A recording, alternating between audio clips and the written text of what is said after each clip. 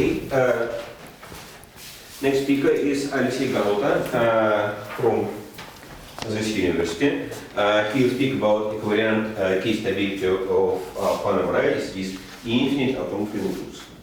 Thank you for the introduction. Also, thank you for the invitation to give a talk here. So, actually, I would like to discuss equivariant K-stability in the Fano case. Let me start with the motivation. So the motivation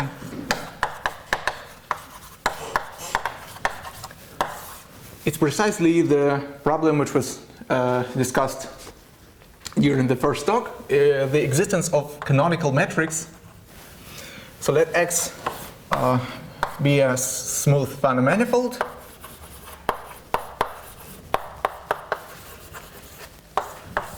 Everything will be over the complex numbers. Then the first term class of X, which is the first term class of the anticanonical line bundle, is a Kähler class. It's a positive class. So it contains many smooth positive 1-1 forms. And actually, so the question is there a canonical, in some sense, Kähler metric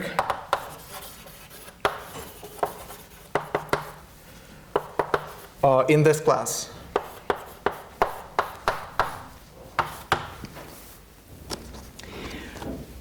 So first we have to decide what do we mean by the word canonical. And so this is where the Kähler-Einstein condition comes from. So if we have a Kähler metric,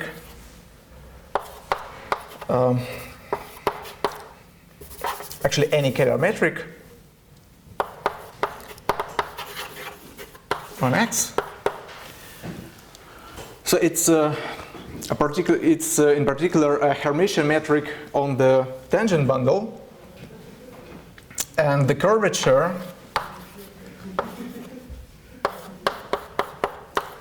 theta omega of Tx is a 1-1 form, 1-1 of X with values in andmorphisms of the tangent bundle.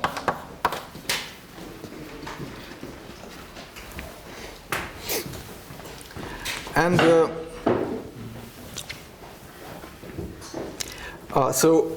we can look at the metric. So we have the determinant line bundle of Tx, which is minus Kx, and we have a natural induced metric here. Metric H is the determinant of omega. And the curvature of this induced metric on the determinant is easily seen to be the trace of the curvature of omega. We take in trace as an andmorphism, and what we get, so the curvature form is a 1-1 form representing exactly the first term class of X.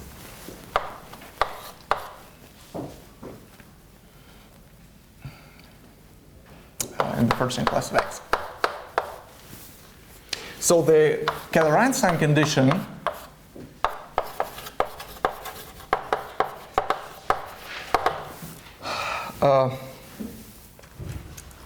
and this is called the Ricci curvature of omega.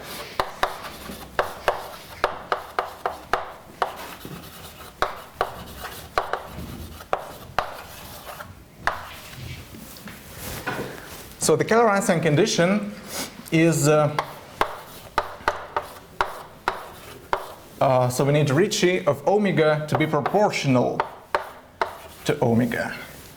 Well, the coefficient, well, there should be some proper normalization involved, but actually we can normalize it to be 1.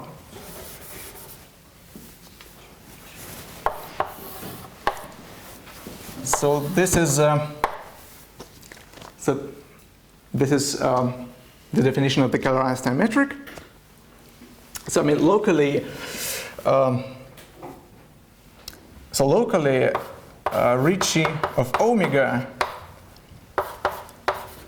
can be written as minus square root of minus 1 dd bar of the logarithm of the determinant of the matrix which locally gives the form omega. Right, so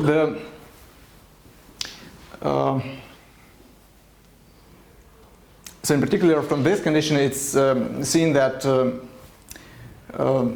solving this equation amounts to solving a fully nonlinear equation. So we have to somehow find a function with prescribed determinant. So solving the Monge-Ampere equation, so this is equivalent to the existence of solution to Monge-Ampere equation.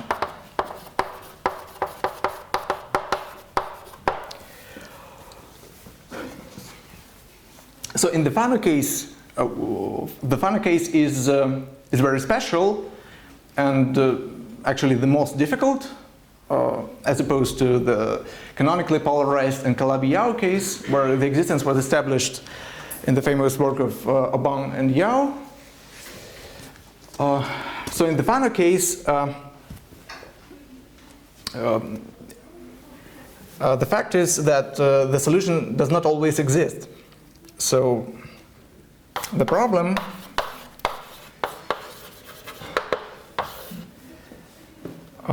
in the Fano case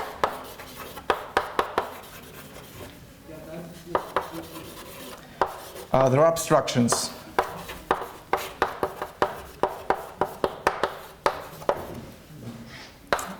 to the existence of Keller-Einstein matrix.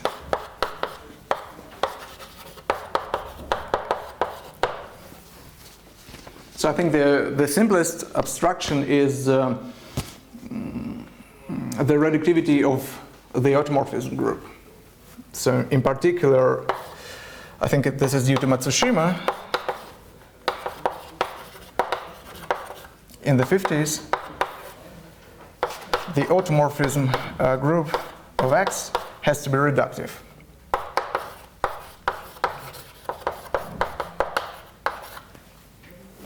If X is Keller-Einstein. Well, that's quite easy to see because the group action preserves the first-hand class, and therefore it acts on the forms in the first-hand class. And actually, you can see that the Keller-Einstein condition is also preserved. So Keller-Einstein metric is taken by the action of automorphisms to a Keller-Einstein metric. But actually, in its cohomology class, the Keller-Einstein metric is unique. That's one feature of the canonical metric. And therefore, the real form of the automorphism group embeds into the group of isometries. And the group of isometries of a compact Riemannian manifold is compact. And therefore, you get reductivity. So, so the question, so how do we decide which Fano manifolds are Keller-Einstein? So find an algebra-geometric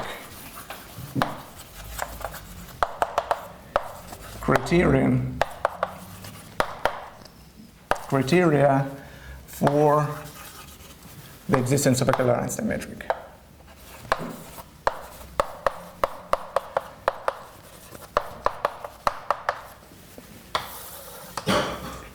So actually the reductivity of the automorphism group is not enough to be Keller-Einstein. There are counterexamples with finite automorphism group.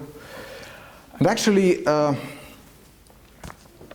this has been an open problem for quite some time.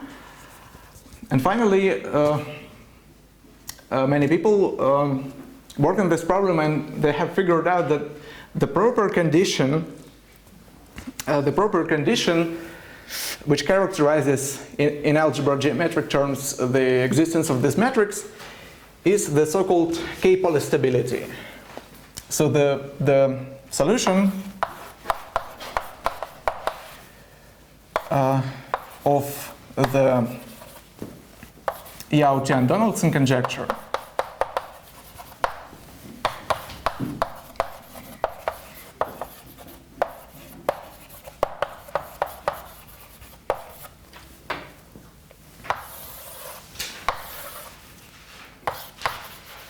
by Tian-Donaldson sum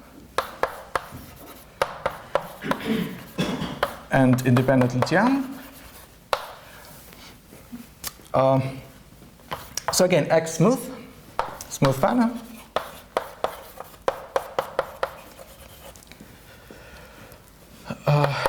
Is Keller-Einstein if and only if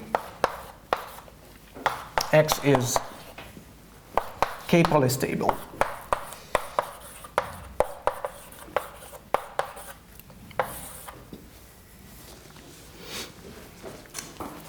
So I'm going to explain shortly what this condition means.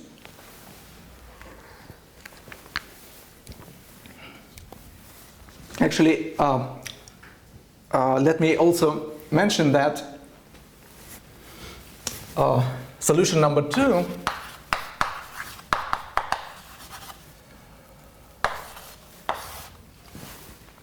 so assume that X has finite automorphism group.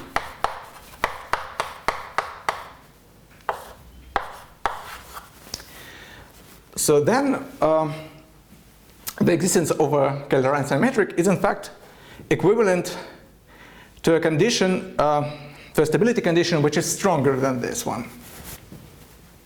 So this is a theorem of Buxom, Berman, Buxom-Johnson, and also generalized to singular varieties by Li Tianwang.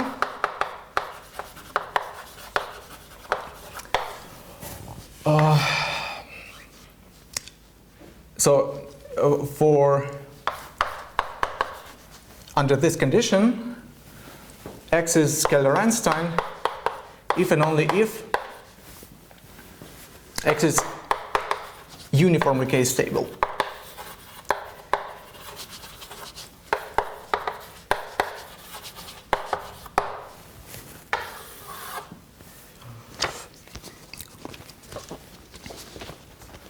So actually, I'm going to explain why should we care about this condition.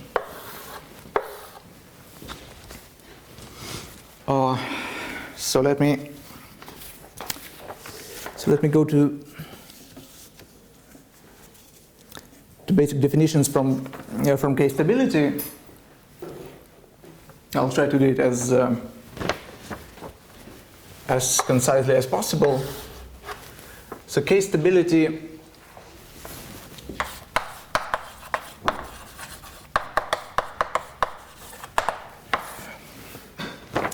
so roughly it amounts to the following. We have to study not just the variety X, but all its possible one-parameter degenerations. So you can compare it to Hilbert-Mumford criterion for GIT stability. When we take we embed a variety to a projective space and consider the action of one-parameter subgroups and compute the weights for this action. So a test configuration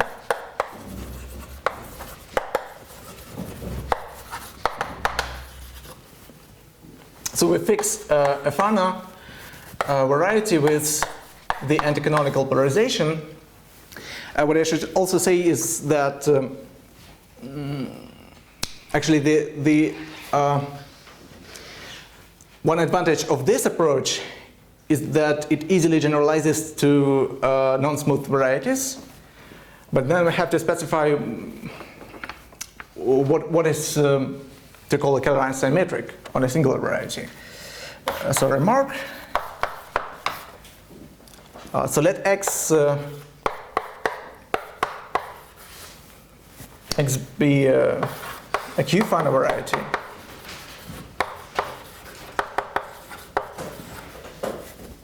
What does it mean? Sorry? What does it mean to be Q-Fano? It's a Q-Gorenstein variety such that the anticanonical is an ample Q divisor. Sorry? Any kind of So it's singularities? not smooth anymore. Not smooth, of course. Any kind of singularities? No. Ah, Actually, we have to impose the KLT condition with KLT singularities.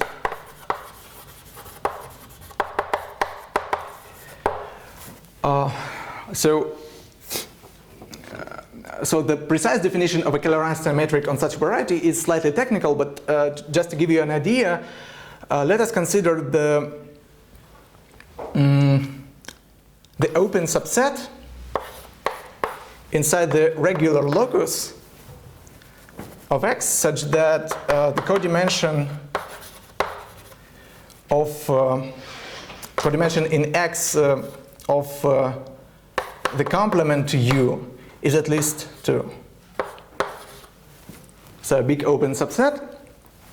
And assume that, so if we have a Keller metric omega on U, such that this condition, so the Ricci of omega equals omega on U, but additionally we have to impose this integrability condition and the integral over U of omega to the n, well, there is no a priori reason why it converges, but it has to, so we impose that this is equal to the Fortian class of X to the n.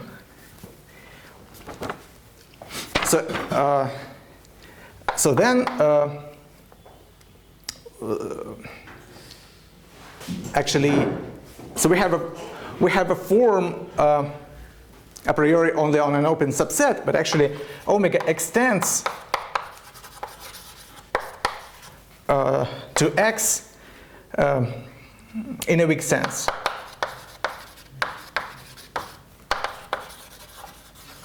So it has locally integrable coefficients, locally integrable local potentials. So actually not every, so this definition is slightly stronger, so we do not have to impose the smoothness a priori, but actually this is easier to understand. And in fact, So this is the definition of what? this is not exactly the definition. Actually, what I'm saying is, if we have a form such which satisfies these two conditions, then we have a Keller-Einstein metric on a singular variety. So this is one instance of one way to make sense of the word Keller-Einstein. And actually, like definition. it's almost a definition. So, yeah, so you can regard it as a definition, but I'm slightly cheating here. Actually, this integrability condition, as soon as it holds on a Fano variety, actually you can prove that this integrability condition actually implies KLT. So kind of a good notion of a weak Keller-Einstein metric only makes sense on KLT varieties. Okay, so let me proceed with the. So you have some additional integrated condition, right? Yeah. Yeah, this one. Because the integral is over u. That might diverge, for example. So in the log canonical case, for example, so if you have a, there's also a notion of a singular metric, but it locally looks like the Poincare metric on a punctured polydisk or something like that. And the integral of those metrics, I guess, it diverges. So locally around singularity is a blob. Okay, so let me proceed with the definition for K-stability. You have a question? The fact that this applies KLT is something like that thing about Nadal theorem and survival dealership, that kind of shit. Yeah, I guess. Yeah. It all translates to the multiplier ideals. Yeah. So test configuration is an embedding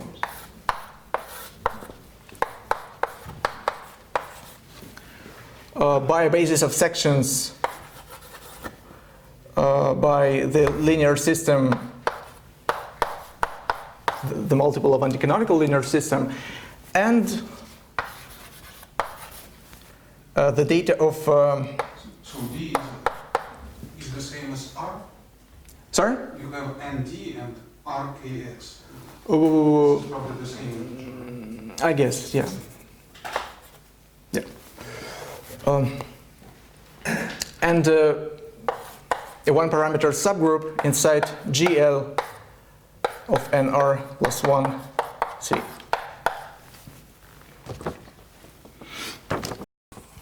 So equivalently,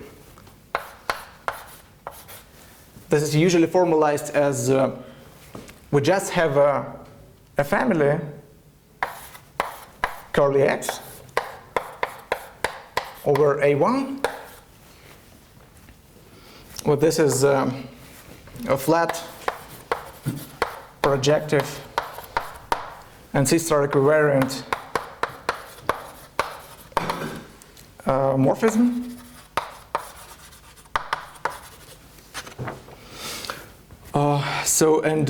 You also have a polarization L upstairs such that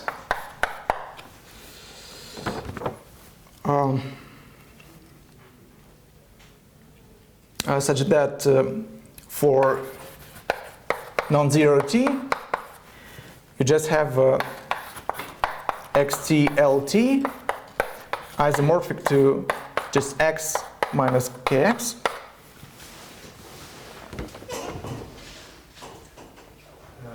KX or RKX? Oh,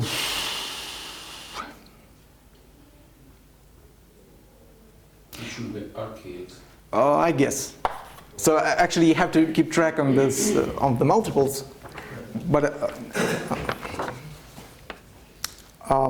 at the end it doesn't matter. Yeah. So this is a one parameter degeneration. And you should also impose the condition that L to be semi-ample on fibers or something like that. Yeah, so you have a polarized degeneration. So you just take the closure in the